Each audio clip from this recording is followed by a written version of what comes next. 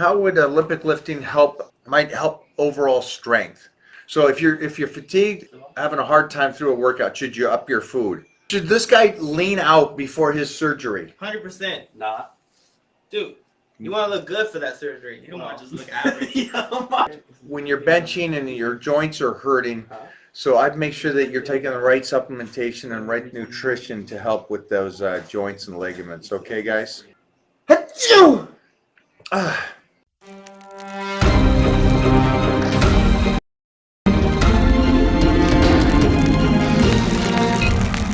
Ooh. I'm gonna do the surge shot. I don't know what he does. He doesn't do it right anyway. So what's up, guys? Hey, beyond belief, I woke up today with 31 signups on the 30-day blitz just yesterday. So that was crazy. So it is still going crazy. I am 5 days into the 30-day blitz, so another 25 days. So you guys jump in with us, enjoy it.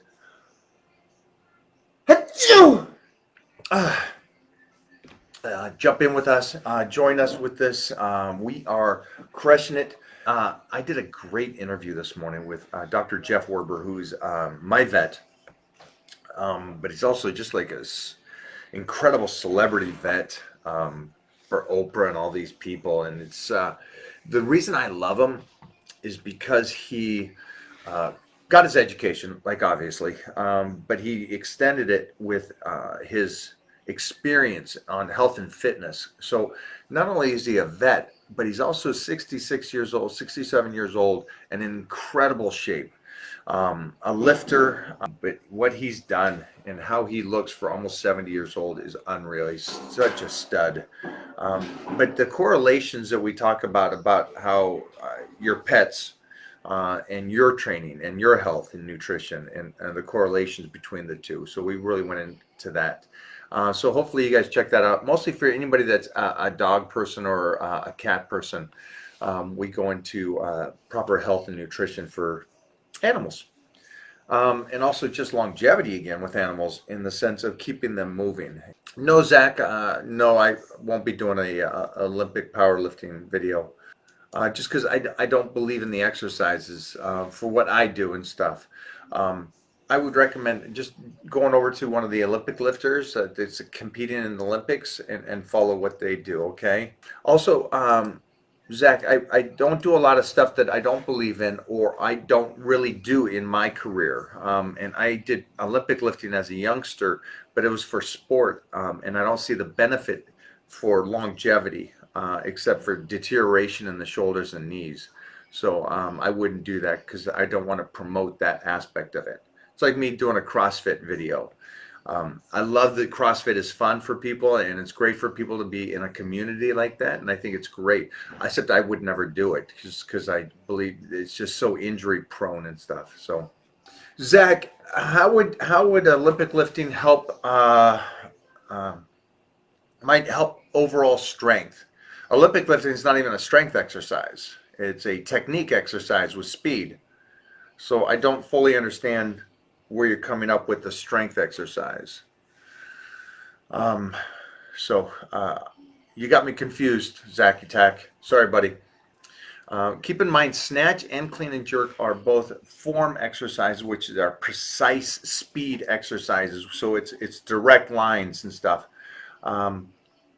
There is a powerful front squat to it or an extension out of it, which is nice, but it's not extreme weight because obviously you're in an awkward position. So you're not going to ever hit that extreme weight like a deadlift or a squat, which is more pressure on the body, which is going to actually help the whole body get stronger. So yeah, I'm lost on what you're thinking. The benefit from that is. The benefit from Olympic lifting is it's fun for you guys, especially if you're a youngster and you want to do that and you got great shoulders and great knees. Have fun with it, enjoy it, for sure. Go out and do that. Is it something that? Here's the one thing is, like I said, I started Olympic lifting when I was 13, and that was my first actual meet. But everybody I Olympic lifted with at that stage, by 25 already had bad knees and bad shoulders. by 35 and 45, it was even worse. So it's not something I promote. Sorry. But if you like it, enjoy it. Man, there's a lot of stuff that I don't do. I'm not a vegan, but if you like it, go do it. I don't do needlepoint, but I know that's a very relaxing thing to do. So again, if you like it, go do it. All right. I'm just not going to promote it and do it here because it's not what I believe in. Zach, yeah, have fun with that. Yeah, if you like, again, I'm saying if you like Olympic lifting, if you like snatch and cleans and jerks, go do them. You're 35. If that's something that turns you on, have it turn you on and go do it. Rock and roll, brother. Somebody said earlier, can you talk about being mentally strong during a bulk? And I think that's actually, it's actually, I don't know if people understand that, but that's a pretty good statement to me. Okay. Because to stay in it, Uh-huh. and be accepting of, okay, I'm going to be a little heavy and stay in that process where everybody else is slicing up or have abs and you're like, I think that's a great point. And it can be about both aspects. When you're sliced, you want to be big. Mm-hmm. When you're big, you want to be sliced. Yeah. So where's the mindset? So I think that's a good YouTube to talk about. Yeah. Why, at the end of the day, I guess my point would be, why is reaching your goal hard for you to maintain? Because they think you could reach your goal doing it the other way. So a lot of these people, I guarantee you, think that, hey, do a clean bulk. You can. So, You definitely so can. yeah, and it'll take you 10 years to put on 5 pounds of muscle. You can do it. So, and so my point, I think, is goes right back to you. You're pretty self-confident on what you are and who you are and where your goal is. That's what happens. And I think most people aren't that aspect, or they don't realize that they're on the right track when they're 20, 30 pounds of bulking. Yeah. And they're like, oh, you need to stay in that. Because even Steve's great mentally. Mm-hmm. But at times he kind of goes, I know, it's a process. Yeah. So it's a good thing. The only person I think that has really accepted the bulk life is Heath Evans. Yeah. Yeah, He's living it. he's living the bulk life. He's living it. It's a family thing. It's a family. Where this household is a slice life. Yeah. Should this guy lean out before his surgery? 100%. Not. Dude, you want to look good for that surgery. You don't want to just look average. Yo, my man. Come on. You're gonna be naked on that bed. Yeah, they're going to see your abs and everything. All You got to the make sure you nurses look around. sliced. That's true. I'm okay with you getting lean for the surgery, but I would say this though: as soon as that surgery is over, I hope you're bulking Yeah. because those calories need to go straight up to recover. That's right. And what I think you might be thinking would be a cool thing is you go in lean, you get the surgery, and then you stay lean. That's not going to recover you. Remember this: your body doesn't recover in a deficit. It doesn't. That's why people don't put, and I don't know why people say this. Hey, I want to get lean and put on muscle. Let's just stop. Let's just stop that. Let's stop that philosophy. Okay. The only person doing that is Mona because she's allowed to get leaner because her metabolism works so well, and she's allowed to take in 400 grams of protein. Now, most people can't get cut taking in 400 grams of protein, so that's the only reason she put on 7 pounds of muscle. But for the majority, just focus on the one aspect, that one road. If you want to get lean before surgery, do it. So if you're fatigued and you're having a hard time through a workout, should you up your food?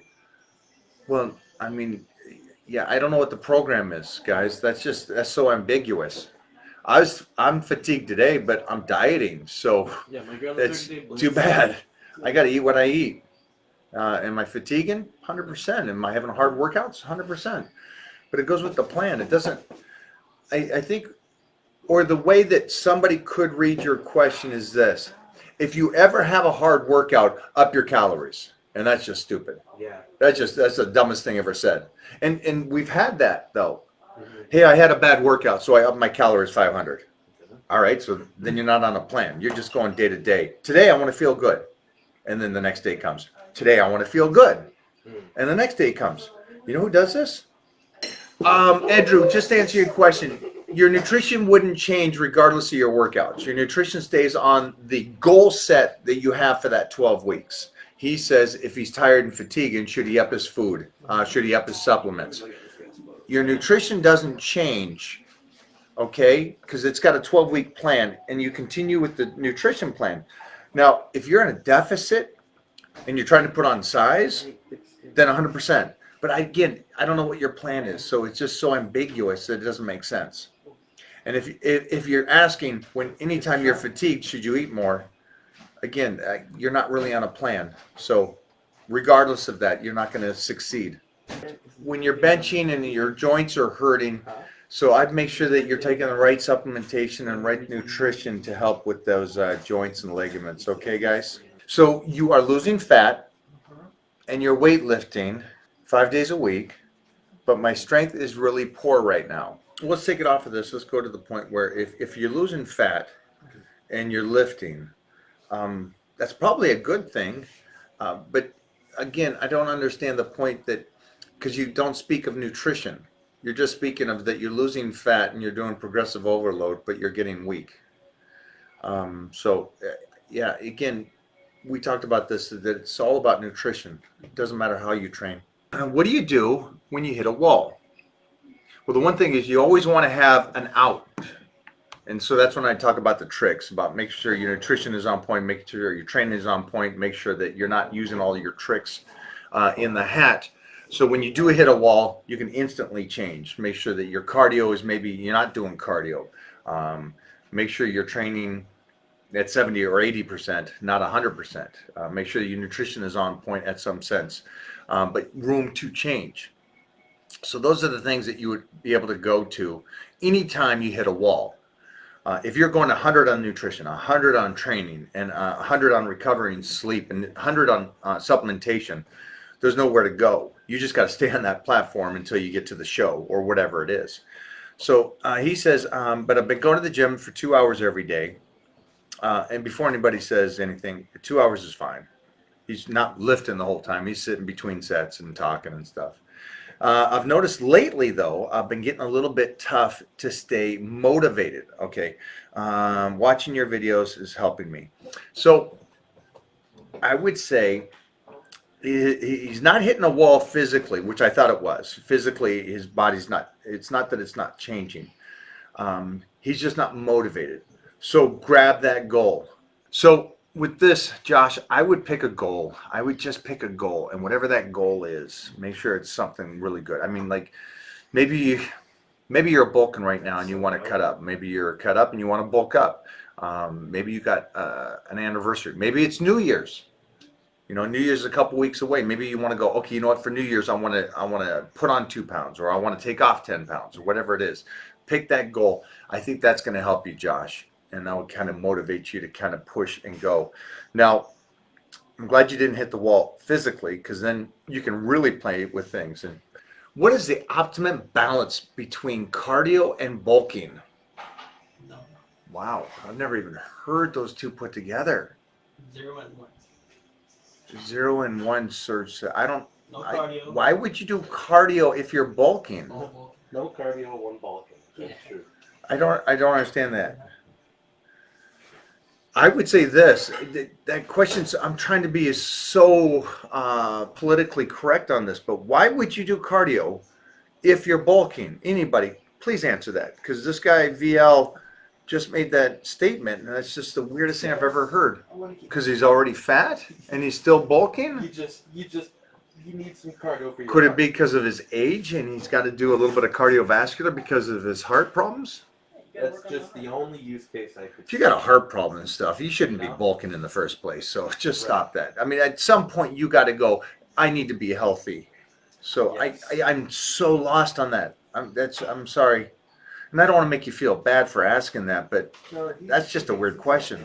So you can always gain muscle, but yeah, no, obviously during your teenage years and your growth spurt until you're 24, 26 is when you're, Frankie, that's when you're going to gain most of your muscle.